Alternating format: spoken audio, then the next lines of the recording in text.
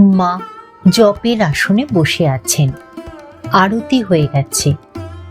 রাধু স্বামীর জন্য মাংস রেঁধে এনেছিলুম। রাধুকে ডেকে তেতলায় তার ঘরে রেখে আসতে বললেন। আমি রেখে এসে প্রণাম করে বসলুম। মা কুশলাদি জিজ্ঞাসা করলেন। একটি আত্মীয়া মেয়ে এসে মাকে বলছেন, তুমি আমার মনটি ভালো করে দাও, আমার মনে বড় অশান্তি, আর বেঁচে থাকতে ইচ্ছে নেই। যা আছে তোমাকে লিখে পড়ে দিয়ে যাব, আমি মরবার পরে তুমি সেই মতো কাজ করো। মা হেসে বললেন, তা কবে মরবি গো? শেষে গম্ভীর হয়ে মা বললেন, তাহলে আস্তে আস্তে বাড়ি চলে যাও। এসব জায়গায় যেন একটা বিপদ করে বসো না।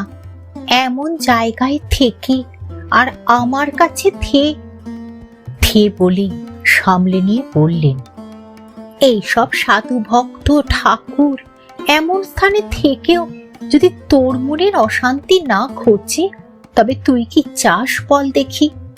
কি জীবন তুই পেয়েছিস বল দেখি? কোনো ঝঞ্ঝাট নেই। এই জন্মটা যদি কিনে নিয়ে যেতে পারতিস।